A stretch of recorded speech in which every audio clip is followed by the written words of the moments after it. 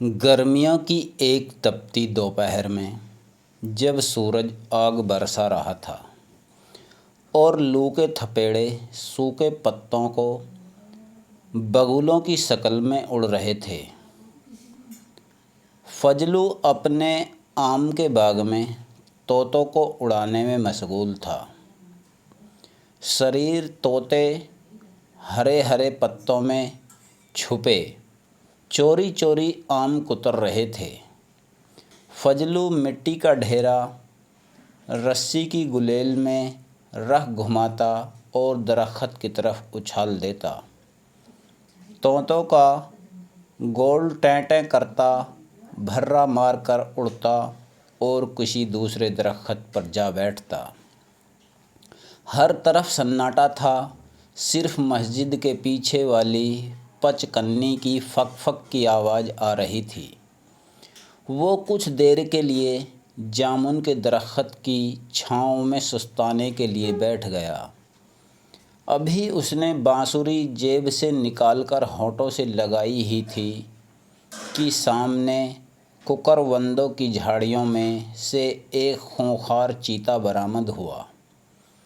چیتے نے قریب آ کر بڑے دوستانہ انداز میں فضلو سے کہا، کیوں بھائی فضلو، کیا حال ہے؟ اس بار تو تمہارے باغ میں خوب بہار آئی ہوئی ہے۔ چیتے کو دیکھ کر فضلو کی سٹی گم ہو گئی اور اس کے ہونٹوں سے بانسری پھسل کر گھاس پر گر گئی اور اس نے سٹ پٹا کر کہا، شکر ہے جناب، بس اللہ کا کرم ہے۔ دوست ذرا جلدی کرو، میرے لنچ کا وقت ہے۔ وہ سامنے جو 2 بیل بندھے ہیں ان میں سے سفید والا لے آؤ، اس کا گوشت یقیناً لذیذ ہوگا۔ پہلے تو فضلو کی جان میں جان آئی کہ جنگل کے بادشاہ کی اس پر بری نظر نہیں ہے۔ اس کے بعد اس نے کچھ سوچ کر التجا کی، حضور یہ بیل تو میری روٹی روزی کا سہارا ہیں، اس کے بغیر میں کھیتی کیسے کروں گا؟ بھائی ہم سے یہ فضول باتیں مت کرو، یہ تمہارا معاملہ ہے، جلدی بیل نہلا کر لاؤ، اتنے میں پنجے اور دانت تیز کر لوں۔ جو حکم سرکار۔ لیکن آپ یقین رکھیں کہ اس بوڑھے بیل کے مقابلے میں میری گائے کا گوشت بہت نرم اور لذیذ ہوگا۔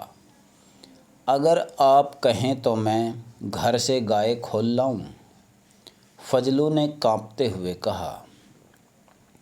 اچھا تو پھر دوڑتا ہوا جا اور فٹافٹ آ، سوچ لے اگر دیر ہوئی تو میں تیرے دونوں بیلوں کو ہڑپ کر جاؤں گا شیر دہاڑا۔ فضلو سیدھا اپنے دوست سرفو درجی کے پاس گیا۔ سرفو نے صرف بہت ذہین تھا بلکہ فضلو سے اس کی گہری دوستی بھی تھی۔ فضلو نے اپنے دوست کو پوری کہانی سناتے ہوئے تجویز مانگی کہ کیسے بھوکے چیتے سے پیچھا چھڑایا جائے۔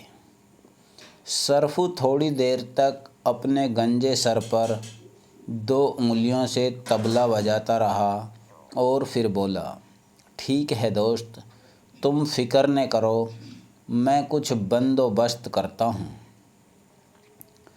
سرفو نے الماری میں سے سفید لٹھے کے 2 تھان نکالے، کپڑا زمین پر بچھا کر اس نے کاٹنا شروع کیا اور 10 منٹ میں 10 فٹ لمبا ایک پائجامہ تیار کر لیا۔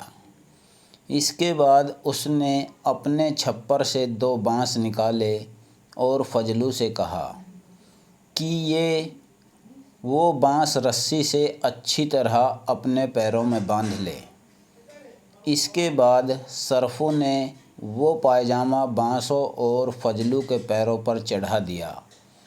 جب فضلو دیوار کا سہارا لے کر کھڑا ہوا تو اس کا قد 15 فٹ ہو چکا تھا اور سرفو اس کے سامنے بونا لگ رہا تھا۔ فضلو لیٹ کر دروازے سے نکلا اور باغ کی طرف چل دیا۔ راستے میں لوگ حیرت سے اس کو مڑ مڑ کر دیکھ رہے تھے۔ فضلو نے سر پر ایک بڑا پگڑ باندھا ہوا تھا اور وہ ہنکارتا ہوا جا رہا تھا، ارے مجھے بھوک لگ رہی ہے، بہت دن ہو گئے کسی چیتے کا گوشت نہیں کھایا۔ 2 دن پہلے ایک شیر کھایا تھا لیکن مزہ نہیں آیا۔ باغ میں مینڈ پر بھوک سے بلبلاتے چیتے نے دیکھا کہ ایک دیو نما مخلوق اسے کھانے کے لیے بے چین ہے، تو وہ دم دبا کر بھاگ نکلا۔ جس طرح انسانوں کو ایک نہ ایک خوشامندی کی ضرورت ہوتی ہے جو اس کی جھوٹی تعریف کرتا رہے، اسی طرح گیدڑ جھگڑالو چیتے کا خاص چمچہ تھا جو ہر وقت اس کی خوشامد میں لگا رہتا تاکہ چیتے کی جھوٹی ہڈیاں اسے مل سکیں۔ گیدڑ جھگڑالو جامن کے درخت کے نیچے چھپا یہ سارا ماجرا دیکھ رہا تھا۔ چیتے کو دم دبا کر بھاگتا دیکھ کر اس نے چیتے کو روک کر کہا، حضور آپ کہاں بھاگے جا رہے ہیں؟ فضلو نے آپ کو بیوقوف بنایا ہے، یہ بھوت نہیں، فضلو کا دوست سرفو درجی ہے۔ اس نے آپ کو ڈرانے کے لیے بھیس بدلا ہے۔ مجھے معلوم ہے تو جھوٹا ہے، تو مجھے اس بھوت کے حوالے کر کے چمپت ہو جائے گا، چیتے نے غصے سے کہا۔ حضور اگر آپ مجھے جھوٹا سمجھتے ہیں تو میری دم اپنی دم سے باندھ لیں تاکہ آپ کی مصیبت میں وقت میں بھاگ نہ سکوں۔ یہ سن کر چیتے کو اطمینان ہوا اور اس نے اپنی دم گیدڑ جھگڑالو کی دم سے باندھ لی اور واپس باغ کا رخ کیا۔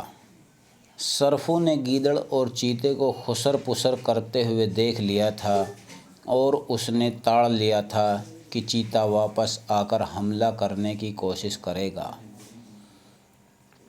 سرفو جلدی سے نیم کے درخت پر لگے شہد کی مکھیوں کے چھتے کے نزدیک گیا اور زور سے اس پر ہاتھ مارا۔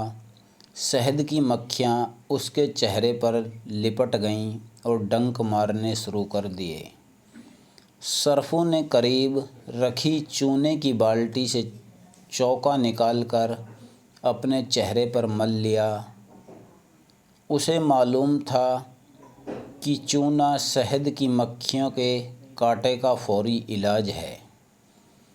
اب اس کا چہرہ سوج کر غبارہ ہو گیا تھا اور چونا لگنے کی وجہ سے بہت بھیانک لگ رہا تھا۔ چیتے اور گیدڑ کو اپنی طرف آتا دیکھ سرفو نے کہا، شاباش گیدڑ میاں، تم ہمارے ساتھ مل کر چیتے کو باندھ کر لانے میں کامیاب ہو گئے۔ ہم تمہیں کھانے کے بعد انعام دیں گے۔ چیتے نے جو قریب آ کر سرفو کو دیکھا تو وہ اسے بھوت سمجھ کر کانپ گیا۔ اس کو گیدڑ پر بھی بہت غصہ آ رہا تھا جو اس کو پھانس کر واپس لایا تھا۔ چیتا ڈر کر بھاگ کھڑا ہوا کیونکہ گیدڑ اس کی دم سے بندھا ہوا تھا، اس لیے وہ بھی گڈھوں کانٹوں میں گھسیٹتا جا رہا تھا۔ ایک پتھر سے ٹکرا کر وہ چیتے کی دم سے الگ ہوا اور پانی سے بھرے ایک گہرے گڈھے میں جا گرا۔ فضلو کی جان میں جان آئی اور اسے عقل مند اور مہربان دوست کو گلے لگانے کے لیے جامن کے درخت پر چڑھنا پڑا۔